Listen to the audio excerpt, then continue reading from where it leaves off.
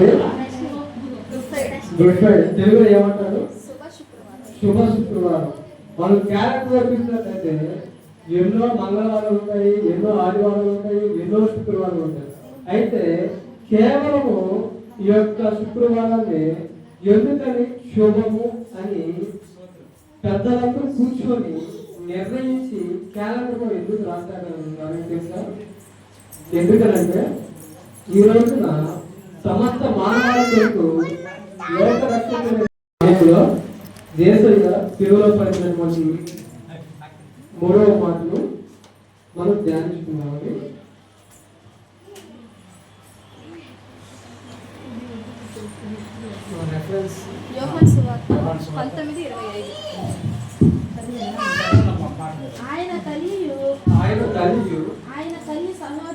ఆయన తల్లి సహోదరియు భార్య అయిన మరియు మగ్దలేని తల్లియు యేసు శిలువ వద్ద నిల్చుండిరి. యేసు తన తల్లియు తన్ను ప్రేమించిన శిష్యుడును దగ్గర నిల్చుండుట చూచి అమ్మా ఇదిగో నీ కుమారుడు అని తన తల్లితో చెప్పాను. తరువాత శిష్యుడిని చూచి ఇదిగో నీ తల్లి అని చెప్పాను. మనం ఇక్కడ ఈ యొక్క మాటను మనం ధ్యానించినట్లయితే ఇక్కడ రెండు రకాలైనటువంటి ప్రేమ మనకు కనబడుతూ ఉన్నాయండి. మొదటి రకం ప్రేమ ఏమిటి అంటే ఒకటి ఇహలోక సంబంధమైనటువంటి ప్రేమ. ఇక్కడ యేసుక్రీస్తు ప్రభువు వారు తన తల్లి గురించి ఆలోచిస్తూ ఉన్నారు. ఎందుకంటే ఇంతవరకు తన తల్లికి ఆయన ఎలాగున్నాడంటే ఒక ఆదరణగా, ఒక బిడ్డగా అలాగే ఆయన ఉన్నప్పుడు. అయితే ఇప్పుడు ఆ సమయంలో ఏమైపోతున్నాడు? తెలుగులో మరికొద్ది క్షణాలు ఆయన మరణించి వెళ్ళిపోతూ ఉన్నాడు. కాబట్టి ఆయన తన తల్లి కొరకు ఆలోచిస్తూ ఉన్నాడు. ఇది మొదటి రకం ప్రేమ. రెండవ రకం ప్రేమ చూసినట్లయితే ఇది ఆత్మీయమైనటువంటి ప్రేమైనటువంటి దేవుడు. ఇది ఎలాంటిదంటే మరియమ్మకు యేసయ్య తప్ప వేరే అనేక మంది కుమారులు ఉన్నారు. అయినా కానీ వారికి మరియమ్మను అప్పగించట్లేదు. కేవలము తను ప్రేమించినటువంటి తనకి దగ్గరగా ఆత్మీయంగా ఉన్నటువంటి శిష్యుడైనటువంటి యోహానుకు అప్పగిస్తూ ఉన్నారు. ఎందుకనంటే తన శిష్యుడు ఎలా ఉన్నాడంటే ఆయన యొక్క ఆజ్ఞలో, ఆయన యొక్క మార్గంలో నడుస్తూ ఆయనతో శిష్యుడిగా ఉన్నాడు కనుక తన తల్లిని ఆయన ఎలా చూసుకున్నాడంటే దేవుని యొక్క మార్గంలో నడిపించే విధంగా ఉన్నాడు. అదేవిధంగా ఆత్మీయ సహవాసంలోను ప్రార్థన విషయంలోను తొట్టిల్లకుండా ఆయన నడిపిస్తాడనే నమ్మకంతో దేవుడు ఆయనకి అప్పగిస్తూ ఉన్నాడు. పిల్లగా అసలు మనం గమనించినట్లయితే యేసుక్రీస్తు ప్రభువు వారు ఈ లోకానికి ఎందుకు వచ్చారు? అసలు సిలువను ఎందుకు మోయవలసి వచ్చింది?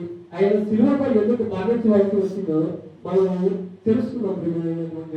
కొద్ది సమయం లేదు కాబట్టి త్వరగా ముందు చేస్తాను. యెషయా గ్రంథము 53వ అధ్యాయము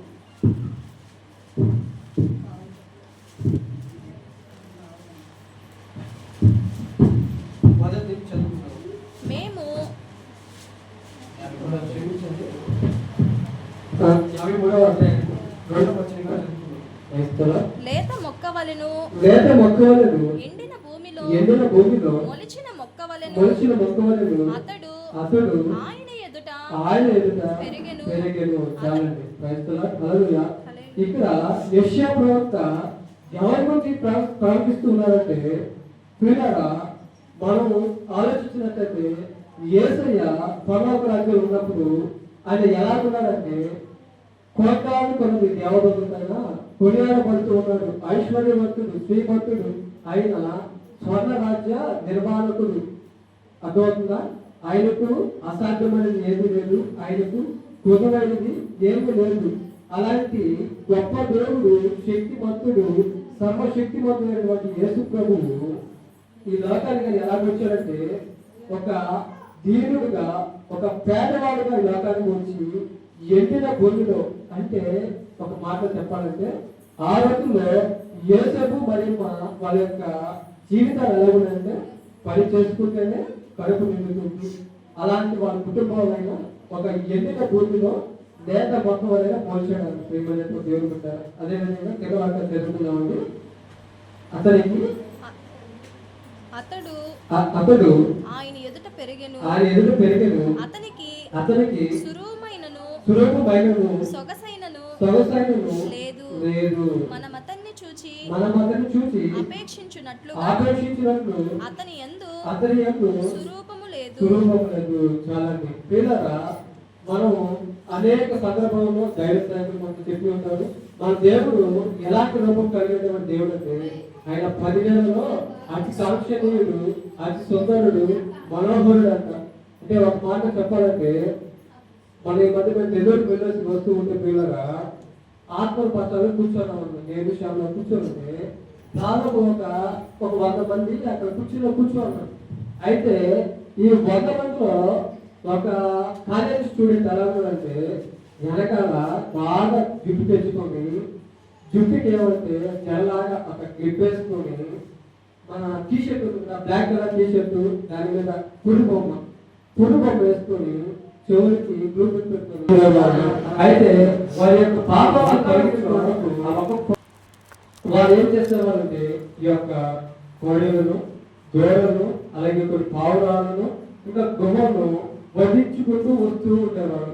అయితే ప్రియులారా, ఈ యొక్క కోడెల రక్తము, ఈ యొక్క గొర్రెల రక్తము వీటి ద్వారా వారి యొక్క పాపాలు పొయ్యేది కాదు.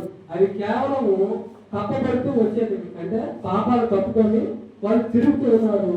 అలాగే పాపంలోనే మరణిస్తూ వాళ్ళందరూ ఎక్కడికి వెళ్ళిపోతూ ఉన్నారంటే మనము బాగా గమనించిన విషయాలు ఏంటి పిల్లరా, మనిషి చనిపోయిన తర్వాత 2 ఊళ్ళు ఉన్నాయి, 2 ప్రదేశాలు ఉన్నాయి.